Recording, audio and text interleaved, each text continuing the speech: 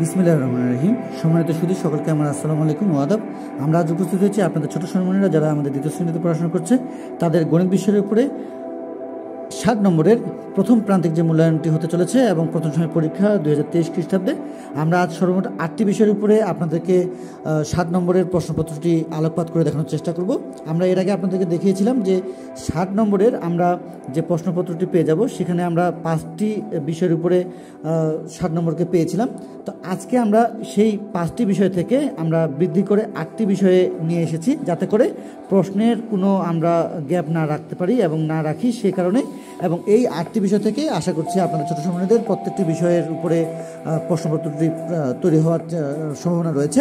তো যেহেতু আমাদের এগুলো নমুনা প্রশ্নপত্র রয়েছে, সেহেতু অবশ্যই আমরা প্রস্তুতিগুলো সুন্দরভাবে নেওয়ার চেষ্টা করব, যাতে করে আমাদের ছোটো সম্মানীদের এই বিষয়গুলো থেকে তাদের ক্লিয়ার হয়ে যায়। এবং আমরা আজকে দেখিয়ে দেওয়ার চেষ্টা করব যে কীভাবে তারা পরীক্ষার রুমে লিখবে।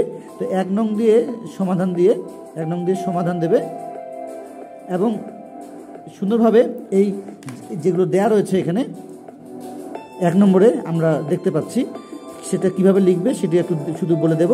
সবগুলো নিয়ে আলোচনা করব না, বেশি সময় লেগে যাবে। তো কিভাবে লিখবে এবং পরীক্ষার খাতায় আমরা কিভাবে আমাদের ছোটো সময়দের লেখানোর কথাগুলো বলতে পারি। তো 1 নম্বরে হচ্ছে কথায় লেখো 32, 89, 175 এবং 700। তো এখান থেকে তারা একটির পর একটি সুন্দরভাবে নিচের দিকে লিখবে উত্তরগুলো 32, 89, 175 এবং 67। তারা এদিকে যেন না লিখতে চায়, এইভাবে পর্যায়ক্রমে একটির পর একটি নিচে লিখবে।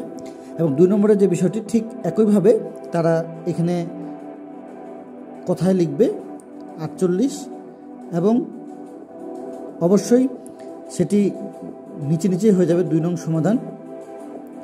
তো আমরা এই 1-এর নিচে 2 নম্বরটি লেখার চেষ্টা করব, তারপর 3, তারপর 4 এভাবে লিখব।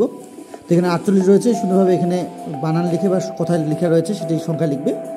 এরপরে 87, 71, 19 এবং 58 পর্যায়ক্রমে এই 1-এর নিচে এখানে 2 এভাবে সুন্দরভাবে একটির পর একটি নিচে লিখতে থাকবে। 3 নম্বর যেটি রয়েছে সেটি হলো ক্রমবাচক সংখ্যা রয়েছে।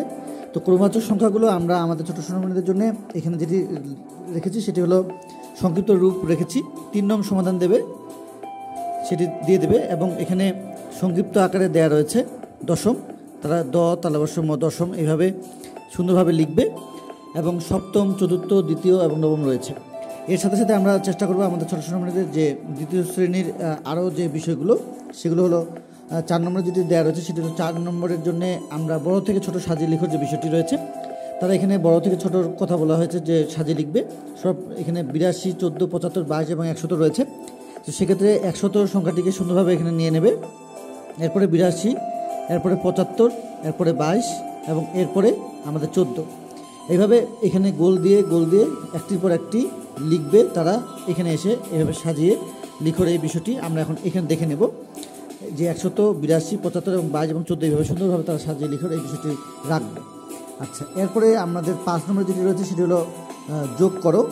এই যোগ করো সাধারণ যে যোগগুলো রয়েছে সেটি দেওয়া রয়েছে এবং এটি সুন্দরভাবে যেভাবে 1, 2, 3, 4, 5 যেভাবে দেওয়া রয়েছে ঠিক সেভাবেই তারা লিখবে।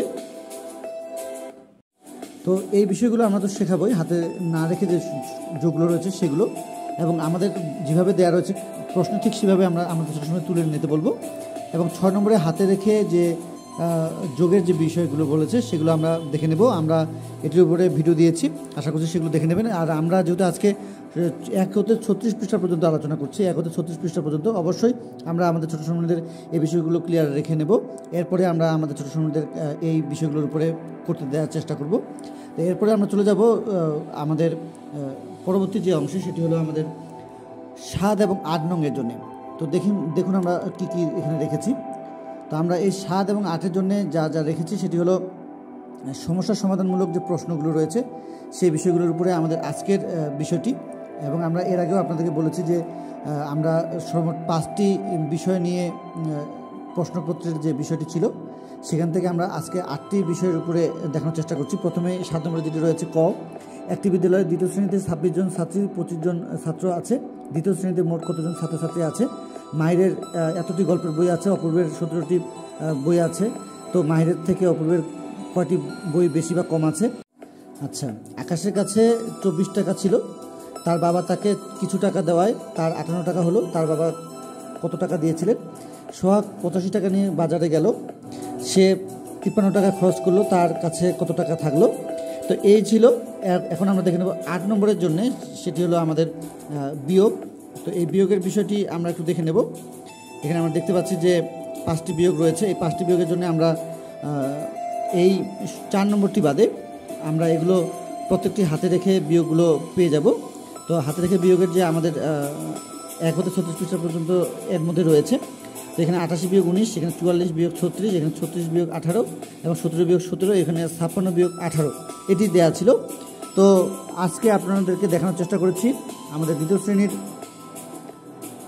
শ্রেণীর গণিত এবং আমাদের প্রথম যে প্রান্তিক মূল্যায়ন প্রথম শ্রেণীর পরীক্ষা সেটির উপরে, এবং আশা করছি আপনারা আমাদের আজকের ভিডিওটি দেখে উপকৃতই হবেন। যদি আজকের ভিডিওটি আপনাদের ভালো লেগে থাকে তাহলে অবশ্যই আমাদের চ্যানেলটি সাবস্ক্রাইব করে পরবর্তী আপডেট পাওয়ার জন্য আমাদের সঙ্গে থাকবেন, এবং আপনাদের গুরুত্বপূর্ণ মতামতগুলো জানাতে ভুলবেন না আজকের ভিডিওটি কেমন লেগেছে এবং আপনাদের কী ধরনের ভিডিও প্রয়োজন সেগুলো আমাদেরকে জানালে আমরা উপকৃত হব এবং নতুন ভিডিও তৈরি করার অনুপ্রেরণা বৃদ্ধি পায়। তো সেক্ষেত্রে সকলকে অসংখ্য ধন্যবাদ জানাচ্ছি আমাদের চ্যানেলটির সদস্য হওয়ার জন্য।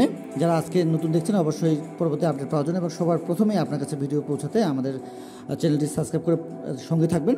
যারা আমাদের চ্যানেলটির সঙ্গে রয়েছেন সকলকে জানাচ্ছি অসংখ্য ধন্যবাদ। যারা এখন পর্যন্ত আমাদের ভিডিওগুলো দেখছেন নতুন, আশা করছি আমাদের সঙ্গে অ্যাড হয়ে আপনারা আমাদের পরিবারের একজন সদস্য হয়ে আমাদের সঙ্গে থাকবেন। তো আজকে এই পর্যন্তই। সকলকে অসংখ্য ধন্যবাদ জানিয়ে সকলের সুস্বাস্থ্য কামনা করে, আপনাদের ছোট সময়ের মধ্যে সুস্বাস্থ্য কামনা করে আজকের মতো বিদায় নিচ্ছি। খোদা হাফেজ।